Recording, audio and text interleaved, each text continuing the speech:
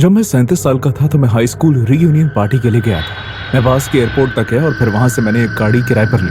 वो 35 मील का रास्ता था जो कच्चे रास्ते से होकर गुजरता था। दरअसल वो हिस्सा शहर से काफी दूर और सुनसान था। आसपास जंगल था और सड़क भी ठीक से तैयार नहीं थी। मेरी गाड़ी की हेडलाइट के अलावा और कोई रोशनी नहीं थी। 3 मील तक गाड़ी चलने के बाद मैंने सड़क के एक तरफ किसी आदमी को खड़े हुए देखा।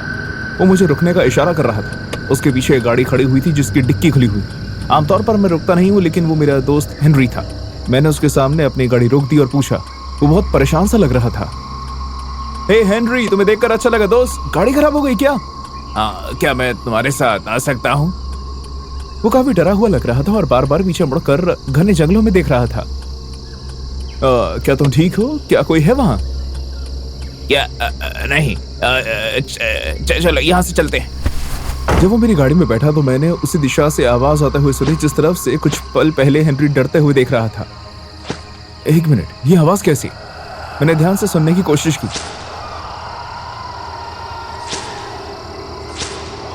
तुम बस गाड़ी चलाओ। हेनरी मुझ पर चिल्लाने लगा और उसने मेरा हाथ पकड़ लिया जो स्टीयरिंग व्हील पर था। वो डर के मारे कांप रहा था। उसकी आंखों ने कुछ ऐसा देखा था जो कभी भूल नहीं सकता था। मैंने एक्सेलरेटर दबाया और वहां से निकल गया। पार्टी बास्केटबॉल कोर्ट में रखी गई। जब हम वहां पहुंचे तो सभी लोग एक दूसरे से बातें कर रहे थे। कुछ लोग एक दूसरे को देखकर खुश थे, लेकिन कुछ लोग नहीं। मैं भी वॉशरूम से होकर आता हूं, ठीक है? ऐसा कहकर हेनरी वॉशरूम की तरफ चला गया। मैंने एक ड्रिंक ली और मैं पार्टी एंजॉय कर रहा था जब मैंने हमारे पुराने क्लासमेट गैरी को घबराई हुई हालत में अपनी तरफ आते हुए देखा। वो मेरे सामने आकर खड़ा हो गया और कहा, बंद करो ये पार्टी, बंद करो। हे, क्या हुआ गैरी? ओ हेनरी, क्या हुआ हेनरी को? वो हाईवे पर बने जंगलों से उसकी लाश मिली। पुलिस का कहना है कि कई बार हेनरी पर वार किए गए हैं। क्या बकवास कर रहे हो तुम? ये नहीं हो सकता। पुलिस को हाईवे पर उसकी पंक्चर हुई गाड़ी खड़ी हुई दिखी। ऐसा लगता है कि उस पर हमला करने वाला धोखे से उस जंगल में ले गया और फिर उसने उसे मार दिया। मेरे हाथ से ग्लास छूटकर जमीन पर गिर गया। मैं भागते हुए वॉशरूम में गया। हेनरी मेरे साथ पार्टी में आया था। गैरी जो कह रहा था वो सच नहीं हो सकता। वॉशरूम खाली था। हेनरी, मैं उसका नाम चिल्लाता रहा और अचानक मेरी आंखें बाएं ओर लगे शीशे की तरफ गई और मैंने उसे देखा। हेनरी बाथरूम के स्टॉल के ऊपर से मुझे देख रहा था। मैं देख सकता था कि उसका सर स्टॉल के ऊपर लहर रहा था और स्टॉल करीब 8 फीट ऊंचा था। शीशे में दिख रही परछाई में हेनरी मुस्कुराता हुआ दिखा और फिर उसका चेहरा हवा में कहीं गायब हो गया। मेरे रोंगटे खड़े हो गए जैसे ही मुझे इस बात का एहसास हुआ कि जब मैं हेनरी से मिला तब जंगल के अंदर से आ रही वो आवाज किस चीज की थी। वो हेनरी का कातिल था जो उस पर हमला कर रहा था। मुझे अभी तक नहीं पता कि वो हेनरी की आत्मा थी या फिर सिर्फ मेरी कल्पना, लेकिन कहानी और भी ज्यादा डरावनी हो गई। 1 हफ्ते बाद गैरी ने फिर फोन किया। पुलिस को हेनरी का कातिल मिल गया है। उन्हें मिल गया? Thank God. मैं आशा करता हूँ कि वो आदमी जेल में सड़े। नहीं, ऐसा नहीं होगा। क्या मतलब है तुम्हारा? ऐसा नहीं होगा। उसने हेनरी का कत्ल किया है। वो आदमी मरी हुई हालत में मिला है यार। क्या? इसके बाद मैं कुछ नहीं कह पाया। गैरी बोलता रहा। उस आदमी का नाम वार्नर था। वो एक ड्रग डीलर और बहुत ही चालाक चोर भी था। जिस रात उसने हेनरी का कत्ल किया वो पुलिस से बचने के लिए जंगल के अंदर भाग गया। अगले दिन सुबह पुलिस को वो खाड़ी में मरा हुआ मिला। क्या आपको लगता है कि हेनरी ने अपनी मौत का बदला लिया है? लेकिन वो तुमसे बातें क्यों कर रहा था? हाँ, कम ऑन सैम, आप जाने भी दो इस बात को। वो सिर्फ एक मैसेज ही तो था। ओह हाँ, अचानक से तुम्हारा एक्स बॉयफ्रेंड का मैसेज आना कोई चिंता की बात नहीं है। हद हो गई। अगर तुम इनसिक्योर हो तो इसके लिए तुम मुझसे जिम्मेदार मत ठहराओ, ओके? अगर तुम मुझ पर विश्वास नहीं करते तो हम साथ में क्या कर रहे हैं? ठीक है, तो हम अभी इस वक्त तलक हो जाते हैं।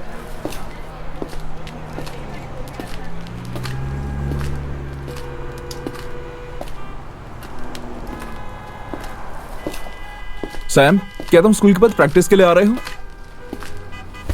मुझे अकेला छोड़ दो लियाम।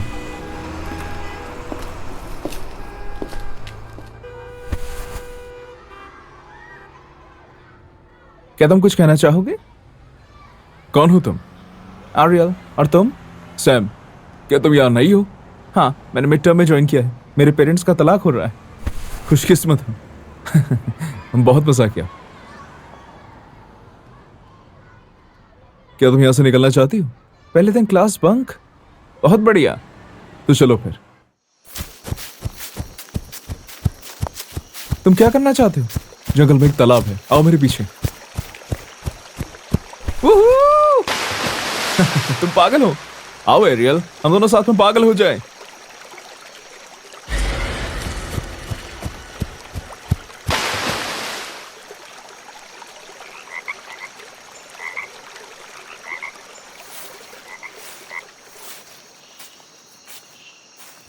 देखो वहां एक घर है। हाँ,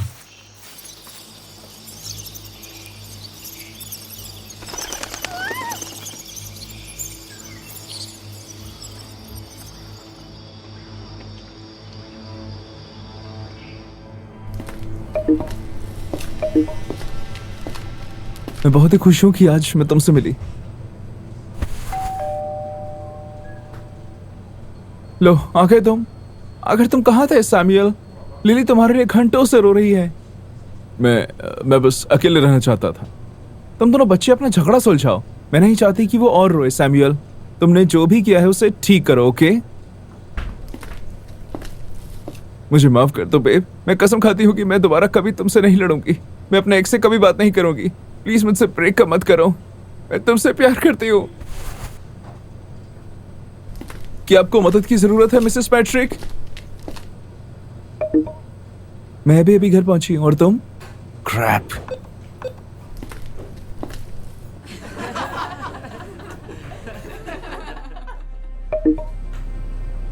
गुड मॉर्निंग। आज स्कूल में मिलते हैं। ए सुन, आज तुझे प्रैक्टिस पर आना ही पड़ेगा, समझा? कोच तुझसे बहुत नाराज है यार। क्या हुआ यार? तुम बहुत परेशान लग रहे हो। लियम, अगर मैं तुझे एक राज की बात बताऊं तो किसी को बताएगा तो नहीं? क्या? नहीं, पहले तुम मुझसे वादा कर। हाँ यार, तू जानता है ना कि तू मुझ पर विश्वास कर सकता है। लिली और मेरी लड़ाई हो गई थी। मैं गुस्से में था, इसलिए मैंने ब्रेकअप कर लिया और स्कूल बंक करके निकल गया। लेकिन जब मैं घर आया तो लिली मेरे साथ पैचअप करने के लिए आई हुई थी। तो क्या तुम दोनों ने पैचअप कर लिया? हाँ, और हम वापस एक साथ आ गए हैं। लेकिन मैं इस बात से परेशान नहीं हूँ। तो फिर और क्या बात है? मैं कल एक लड़की से मिला था और हमने साथ में स्कूल बंक किया था। एक मिनट, कौन लड़की? वो नई लड़की, एरियल। आप दोनों एक साथ लेक में थे और क्या कह रहे तुम दोनों ने? मतलब मुझे नहीं पता कि मैं क्या सोच रहा था। मैं बहुत अपसेट था और लिली को भी उससे पहले बॉयफ्रेंड का मैसेज आया हुआ था, जिस वजह से मुझे और गुस्सा आ गया। लेकिन ये बस एक बार की बात है ना? हाँ, मेरी तरफ से। लेकिन एरियल कल रात से मुझे मैसेज पर मैसेज किए जा रही। हाँ तो इसे इग्नोर कर भाई। वैसे भी उस पर कौन विश्वास करेगा? क्या तुम्हें लगता है कि मुझे लिली को सब कुछ बताना चाहिए? पागल मत बनो। अभी अभी तो वापस आई है और उस दूसरी लड़की के साथ तो तुम्हारा कुछ भी नहीं है। ऐसा थोड़ी नहीं कि तुमने उससे शादी के लिए कह दिया हो। चलो पुट, तैयार हो, हम स्कूल के लिए लेट हो रहे हैं, ओके? हे, क्या तुम आई एम रॉकर देखते हो? हाय सैम, मैं सोच रही थी कि एरियल। हाय, मैंने तो तुम्हें देखा ही नहीं। क्या तुम इसे जानते हो सैम? हाँ, लिली ये एरियल है। ये यहाँ पर नहीं है। और एरियल ये मेरा बेस्ट फ्रेंड है लियम, और मेरी गर्लफ्रेंड लिली। हाय एरियल, तुम और सैम कैसे मिले? ओ, इसने कल मुझसे प्रिंसिपल के ऑफिस का रास्ता पूछा था और मैंने उसे वही समझाया। ओह अच्छा, फिर मिलते हैं एरियल। चलो बाय। दुखी मत हो एरियल। अगर तुम चाहो तो मैं सैम की जगह ले सकता हूँ। मेरा मतलब है कि तुमने और सैम ने कल जो किया उससे कहीं ज्यादा हम कर सकते हैं।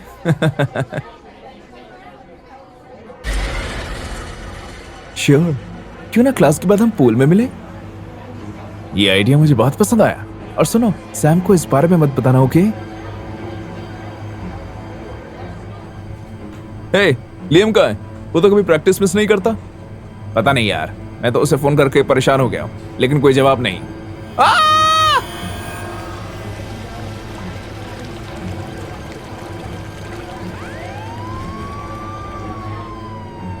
आपने आखिरी बार उसे कब देखा था? क्लास जाने से ठीक पहले। लियम मेरे से और सैम के साथ मजाक कर रहा था। वो बिल्कुल ठीक था ऑफिसर। वो खुदकुशी नहीं कर सकता। अभी हम इस बात की पुष्टि नहीं कर सकते। तो क्या आपको लगता है कि किसी ने उसका कत्ल?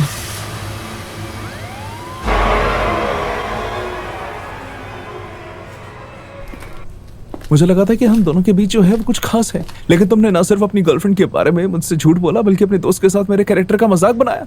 अब तुम जिससे भी प्यार करते हो उन्हें मरना होगा। लिली, कहाँ हो तुम? घर पर। क्यों? अपने पेरेंट्स के कमरे में जाओ और जब तक मैं वहां ना हूं दरवाजा मत खोलना। मेरे पेरेंट्स मेरी आंट से मिलने गए हैं। मैं घर पर अकेली हूँ। लेकिन क्या था वो? एक मिनट, मुझे लगता है कि पिज्जा वाला होगा। नहीं लिली, दरवाजा मत खोलना प्लीज। रुको lily. Damn it lily, phone उठाओ। लिली, क्या तुम ठीक हो? हेलो।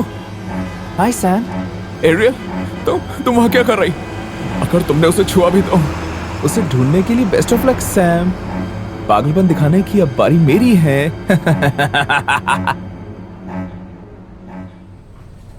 ये एरियल का काम है, मैं जानता हूँ। वही है जिसने मेरे दोस्त लियम का कत्ल किया है और अब लिली को भी अगवा कर लिया है। Officer please, officer.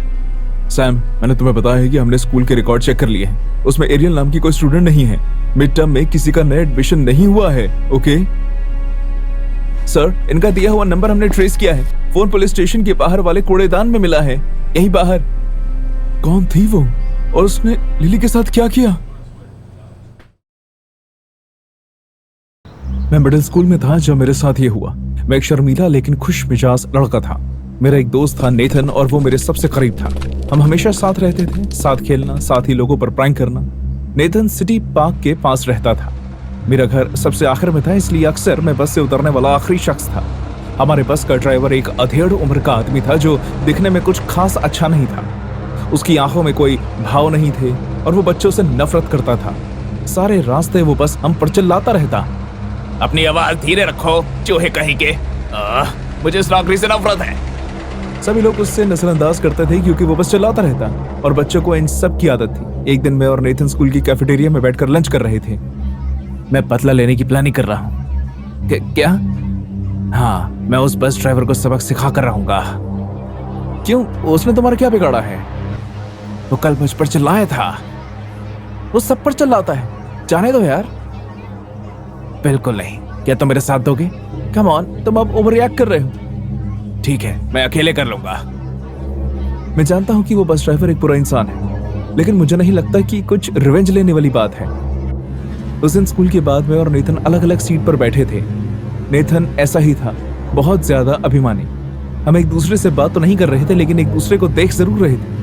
मुझे कोई आइडिया नहीं था कि नेथन क्या करने वाला था, लेकिन मैं इतना जरूर जानता था कि वो कुछ तो करने वाला है। बस का ड्राइवर किसी से फोन पर बात कर रहा था और साथ ही साथ तेजी से बस चला रहा था। ड्राइवर का रोज की तरह बच्चों को कोसना और स्टॉप आने पर हम पर चिल्लाना चालू था। हम सिग्नल पर रुके हुए थे और तभी नेथन अभी सीट से उठा। उसने अपने बैग से एक छोटा जार निकाला और मैं फौरन उसकी तरफ कूद कर उसे रोकने के लिए आगे आ गया। नेथन, तुम्हें क्या लगता है तुम क्या कर रहे हो? ये मेरे रास्ते से हटो, कोई भी मेरे ऊपर चला नहीं सकता। उस जार में नेथन फायर एंड्स लेकर आया था। उसने मुझे रास्ते से हटाने के लिए धक्का दिया और फिर तभी सिग्नल हरा हो गया। लेकिन जैसे ही ड्राइवर ने बस चलाना शुरू किया, नेथन ने जार का ढक्कन खोल दिया। मैंने उसका हाथ पकड़ा और उसे रोकने की पूरी कोशिश की, लेकिन ये सब करते करते हम दोनों के हाथ से वो चींटियां ड्राइवर पर गिर गई। 5 सेकंड्स के अंदर अंदर वो आदमी लाल बंदर की तरह दिखने लगा। वो पागलों की तरह स्टीयरिंग व्हील घुमाने लगा और साथ ही उसने ब्रेक्स भी दबा दी। किस्मत से हमारी गाड़ी किसी भी चीज से नहीं टकराई, बस झटके से रुक गई। मेरी मदद करो, मदद करो! वो दर्द से चिल्लाते हुए बस से बाहर भागने लगा। उसने अपनी टी शर्ट फाड़ दी और मैंने देखा कि रेड एंड्स उसकी छाती पर चढ़ चुकी हैं। उसका चेहरा दर्द से सूज चुका था। उसकी आंखें बाहर आ गई थी क्योंकि वो गला फाड़ फाड़ कर चिल्ला रहा था। तभी पड़ोस के लोग बाहर आए और उन्होंने उस पर पानी डाला। आखिरकार चींटियों का कहर उसके ऊपर से छट गया और उसे फौरन हॉस्पिटल ले जाया गया। प्रिंसिपल ने हर बच्चे से इस हादसे के बारे में पूछा क्योंकि ये जाहिर हो गया था कि ये शरारत किसी बच्चे की है, लेकिन सभी बच्चे उस ड्राइवर से नफरत करते थे, इसलिए किसी ने भी कोई नाम नहीं दिया। ऐसा लग रहा था कि जैसे सभी बच्चे चाहते थे कि ड्राइवर को सजा मिले। बस का ड्राइवर एक हफ्ते तक स्कूल नहीं आया और फिर एक दिन दोपहर में बहुत तेज बारिश हो रही थी। मैं बस में चढ़ा और मेरी आंखें सीधे ड्राइवर की सीट पर बैठे आदमी पर गई। इतनी उम्मस में भी उसने फुल स्लीव्स की जैकेट पहनी हुई थी, लेकिन उसका चेहरा छुपा हुआ नहीं था। ये वही पागल बस ड्राइवर था और इस बार वो और भी ज्यादा डरावना लग रहा था। उसकी एक आंख चींटी के काटने की वजह से सूजी हुई थी, जिस वजह से वो बंद थी। उसके माथे पर 2 और उभार थे। आओ बच्चों, अंदर आओ, चलो। जब उसने मुस्कुराकर ऐसा कहा तो मेरे पेट में गुड़गुड़ होने लगी। नेथन ठीक मेरे पीछे था और ड्राइवर को देखकर उसका चेहरा फीका पड़ गया था। उसने मेरे कान में फुसफुसाकर कहा, मुझे लगा इसने नौकरी छोड़ दी है। उसे जवाब दिए बिना ही मैं पीछे वाली सीट पर जाकर बैठ गया। नेथन भी मेरे पीछे पीछे आ गया। हम पूरे रास्ते चुपचाप बैठे रहे। शायद हम दोनों ही ये बात जानकर डरे हुए थे कि उस आदमी को पता था कि उस हादसे के लिए हम दोनों जिम्मेदार थे। एक एक करके सभी बच्चे अपने अपने स्टॉप पर उतर रहे थे। बारिश बहुत तेज थी, इसलिए बाहर कोई भी नजर नहीं आ रहा था। इसी तरह 40 मिनट निकल गए और अब नेथन के उतरने की बारी थी। वो खड़ा हो गया। घर पहुंचकर मुझे बताना, कल मिलते हैं। जब वो बस से उतरा तो बस के ड्राइवर ने बहुत ही गुस्से भरी नजरों से उसकी तरफ देखा। अब मैं और 2 और बच्चे बचे थे और मैं आखिर में उतरने वाला था। जैसे ही वो 2 बच्चे अपने स्टॉप पर उतरे, मैं बस के दरवाजे के पास जाकर खड़ा हो गया और अपने स्टॉप का इंतजार कर रहा। तो तुम चाहते हो कि तुम बस से उतर जाओ, हाँ? मैंने धीरे से बस ड्राइवर की तरफ देखा। वो कुछ चबा रहा था, लेकिन वो च्युइंगम नहीं थी। वो जो भी था उसने मेरे जूते पर थूक दिया और जब मैंने देखा वो एक काले रंग की बड़ी चींटी थी। क्या तुम मेरी जीभ देखना चाहते हो? उसने अपना मुंह खोला और अपनी जीभ दिखाई। मुझे उल्टी जैसा लगा। नहीं रुको, बस रुको, मुझे उतरना है, रोको, कोई मेरी मदद करो। मैं चिल्लाने लगा। उसने अचानक ब्रेक्स लगाई और मेरे मुंह जोर से दरवाजे पर जा टकराया और फिर उसने दरवाजा खोल दिया। बाहर बारिश हो रही और बिजली भी कड़क रही थी। हम सिटी पार्क तक पहुंच गए थे। मेरे सामने खाली पार्क था जिस पर पुराने जंग लगा हुआ दरवाजा था। मैं कांपती हुई आवाज में कहता हूं, लेकिन ये मेरा स्टॉप नहीं है। वो अपना चेहरा मेरे बहुत करीब ले आया और उसने मुझसे कहा, क्या तुम्हें लगता है कि मुझे इस बात से फर्क पड़ता है? उसने मुझे इस अनजान जगह पर उतार दिया। मैं अपने घर से स्कूल तक का रास्ता जानता था लेकिन मुझे पार्क का रास्ता मालूम नहीं था। बारिश में बुरी तरह भीगते हुए बिना किसी बड़े की मदद के मैं रोते रोते उस खाली पार्क में चलने लगा। मैं जितना अंदर चलता उतना ही ज्यादा खोने लगता। फिर मेरे सामने एक ऐसी सड़क आई जो जानी पहचानी लग रही थी। मुझे लगा कि मैं इस कभी ना खत्म होने वाली पहेली में उलझकर मर जाऊंगा, लेकिन तभी मैंने नेथन का घर देखा। उम्मीद की किरण देखकर मैं उसके घर की तरफ भागा। नेथन की मां ने दरवाजा खोला और मुझे फौरन अंदर बुला लिया। मैं रोते रोते उन्हें सब कुछ बताता हूँ। फिर उन्होंने मेरे पेरेंट्स और स्कूल वालों को फोन किया। उस दिन के बाद उस बस ड्राइवर को नौकरी से निकाल दिया गया। मुझे बस इस बात की खुशी है कि उस दिन किसी और पागल आदमी ने मुझे अगवा नहीं किया।